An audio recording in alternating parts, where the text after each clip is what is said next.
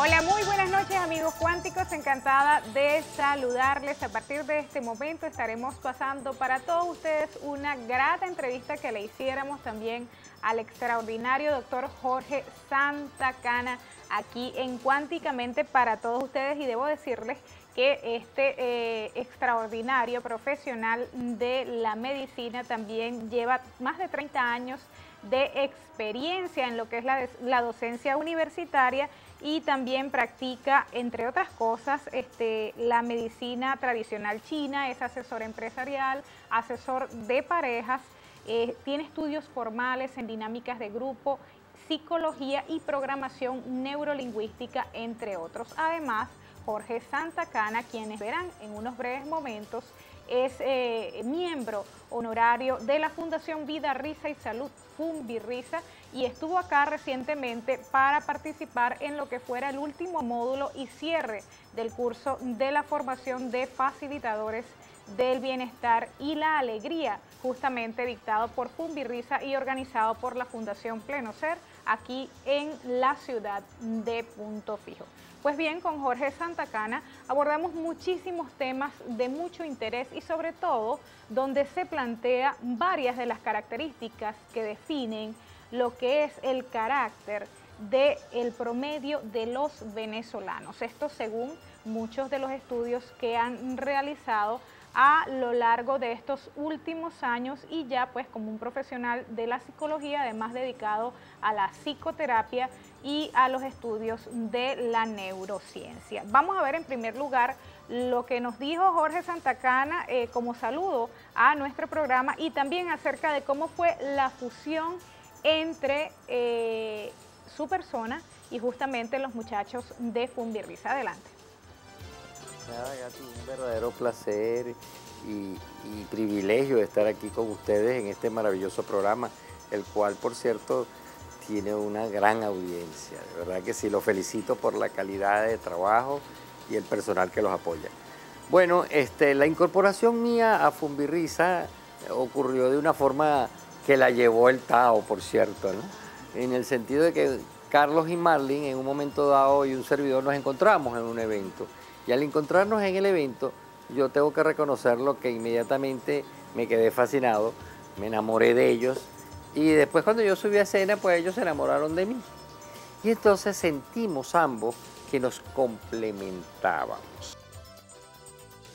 Muy bien, y regresamos con más de Cuánticamente, y justamente veíamos allí el saludo y lo que fuera la fusión de su persona como profesional también de la docencia, especialista en dinámicas de grupo y programación psicolingüística del doctor Jorge Santacana, con los chicos de Funvirrisa, de la Fundación Vida, Risa y Salud. Por cierto, vamos a ver ahora, porque al principio decíamos que también él es un reconocido conferencista y asesor de empresas y de parejas. Vamos a ver lo que nos dijo Jorge Santacana con relación a lo que ha sido su experiencia en la asesoría tanto de profesionales como gerentes, y también lo que ha sido el abordaje de la vida interna de una empresa. Hoy en día las empresas lo tienen claro, y seguramente esto va a llegar a un empresario y lo va a confirmar, que para que una empresa pueda producir un producto de alta calidad o ofrecer el mejor servicio, es imprescindible y necesario que su personal sea de alta calidad. Si el personal no es de alta calidad, no es posible brindar un servicio. Puede que tenga instrucción, puede que se le explique la técnica, pero si la persona no es de alta calidad, eso no va a reflejarse.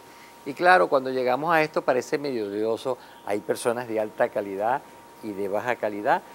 Nosotros nos referimos en este sentido a personas que toman conciencia de lo que hacen, de lo que dicen, y que asumen las consecuencias de los actos que hacen. Eso es un individuo de alta calidad, porque ese es un individuo que asume con responsabilidad su proceso, se compromete. Decimos, una persona de baja calidad es aquella que tapa las posetas en una empresa, es aquella que simplemente tiene altas faltas, no cumple horario, altas faltas de horario. Este es el individuo que llega rascado un lunes al trabajo y es capaz de provocar un accidente a otros compañeros, es aquel que es capaz de robar dentro de una empresa un producto. Entonces, cuando la autoestima es baja, empezamos que el individuo no se valora a sí mismo. Y si el individuo no se valora a sí mismo, difícilmente va a valorar lo que hace. Eso es importante. O sea, si el individuo no se valora, el cuadro que él pinta, él no lo valora.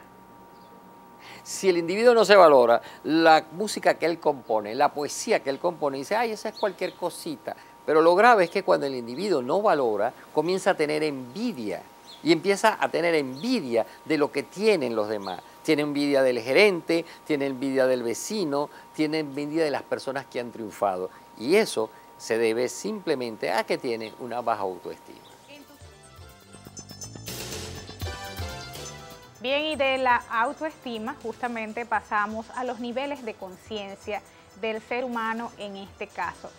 Jorge, el doctor Jorge, nos comentaba que se mide un poco lo que es el nivel de conciencia de las personas cuando se les escucha y con cierta frecuencia la repetición de la palabra uno, en lugar de decir yo y asumir la responsabilidad de los propios actos, tanto de lo que se dice, de lo que se piensa, de lo que se siente y de lo que se hace. Es decir, para él, pues el nivel de conciencia es bajo mientras más uno la gente repita en lugar de asumir la responsabilidad. Veamos a qué se refiere. El cerebro de ustedes y el cerebro mío es un computador. Por eso se habla de programación neurolingüística. Programamos aquí, hay un programa. El programa lo hace a usted exitoso. Si ese programa es deficiente, lo mismo que sucede en una computadora, no puede tener buenos resultados porque el programa falla. Así que tenemos un programa y está dentro de nuestras neuronas y eso es electricidad. Bueno, y se proyecta a través del lenguaje. Entonces, ¿qué pasa? Cuando una persona dice uno, el computador empieza a buscar quién es uno. ¿Y quién es uno? No encuentra. Por eso decimos uno si es gafo. ¿Y quién es uno? A uno se le pierden las cosas. A uno le puede picar esta avispa. Y si uno la contempla, ella no hace nada. Ah, pero es muy diferente cuando decimos, yo estoy asustado porque tengo una avispa a mi alrededor. Fíjese que ese yo llama, esa es la persona. No tiene nada que ver con el ego, sino soy yo, me identifico. Y cuando yo me identifico, comienza a aparecer un grado de compromiso. Por ejemplo, es que yo no puedo hablar contigo. Ah, espérate, eso es muy diferente a decir, uno no puede hablar contigo. Asumo mi responsabilidad. Empiezo. Y ese es el punto de inicio de la conciencia. Oye, ¿qué está sucediendo en mí que yo no puedo hablar contigo? Ahí comienza la chispa. Y esa chispa es importante porque va a permitir al individuo analizarse y plantearse estrategias para revisar y mejorar. Oye, ¿qué está pasando? Que yo no puedo. ¿Qué está pasando que yo no puedo hablar con mis hijos? ¿Qué está pasando que yo no puedo hablar con mi pareja?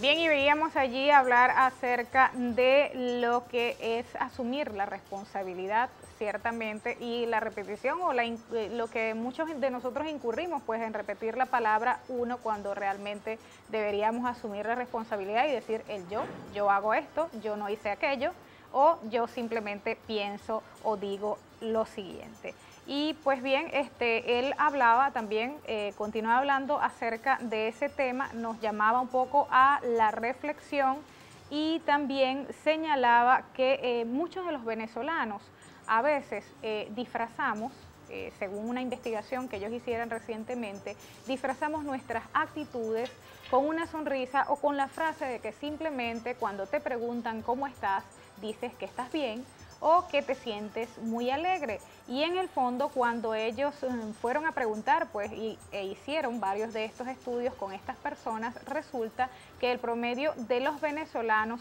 disfraza con humor y con aparentes alegrías los miedos que tiene. También vamos a ver más adelante a qué se refiere y cómo salir de estos miedos. Veamos.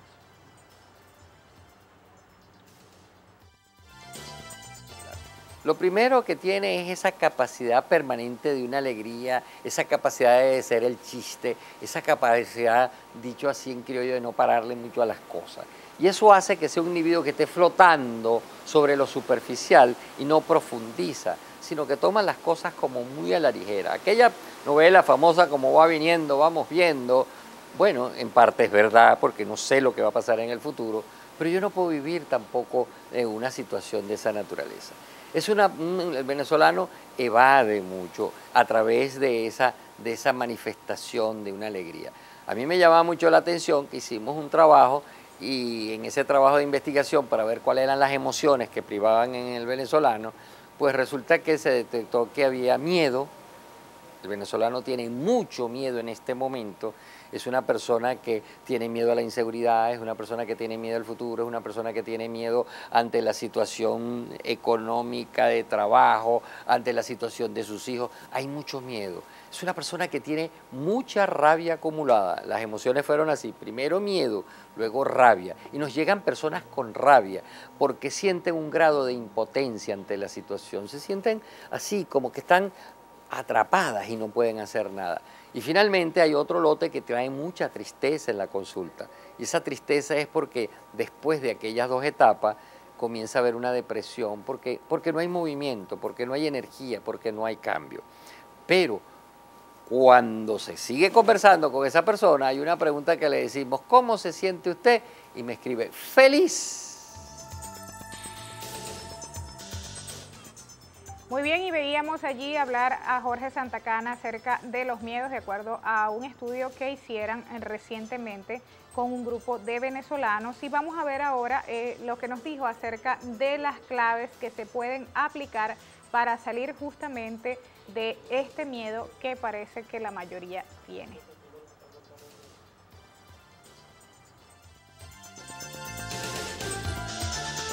Porque le vamos a dar la clave para superar los miedos. Resulta que el esperar el día de mañana para hacer algo, porque no voy a tener miedo, eso no llega nunca. Porque el miedo no se va a ir, siempre va a estar presente como la sombra. Recuerde que cuando usted nació, usted nace también, en ese momento nace el miedo con usted.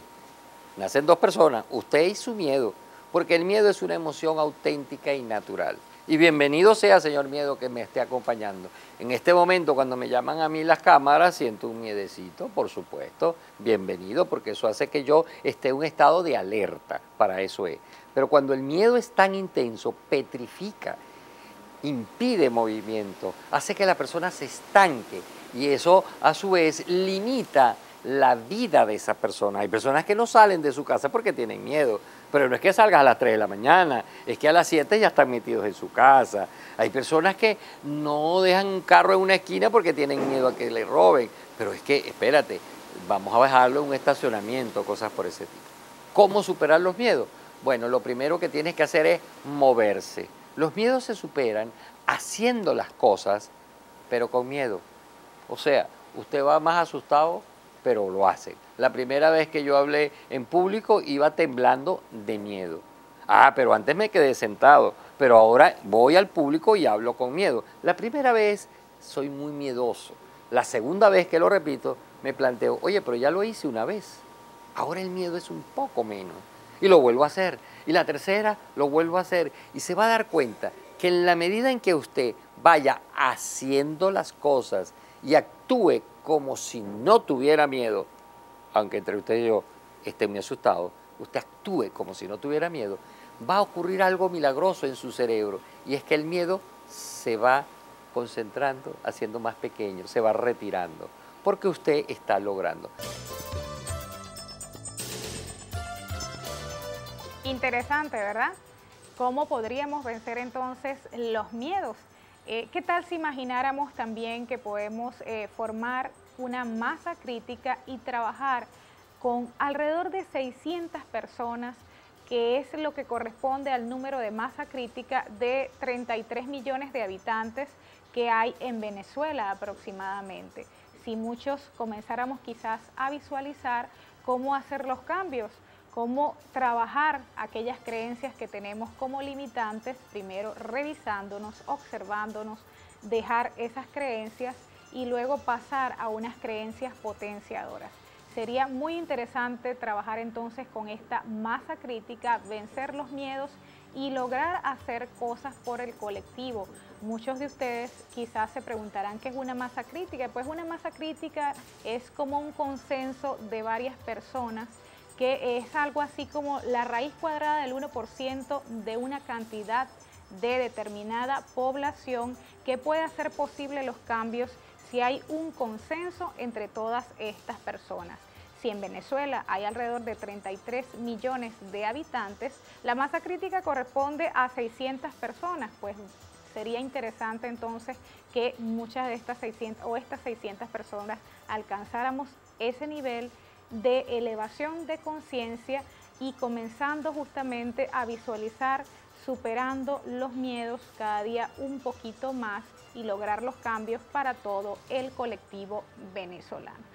Sin duda que sería muy interesante la labor y para eso está justamente Cuánticamente, para darle técnicas y herramientas a todos ustedes para que entonces visualicemos cómo hacer primero o trabajar con esta masa crítica y luego visualizar los cambios que todos necesitamos desde lo interno y también en colectivo. Vamos a hacer la primera pausa aquí en Cuánticamente y en breve regresamos por más.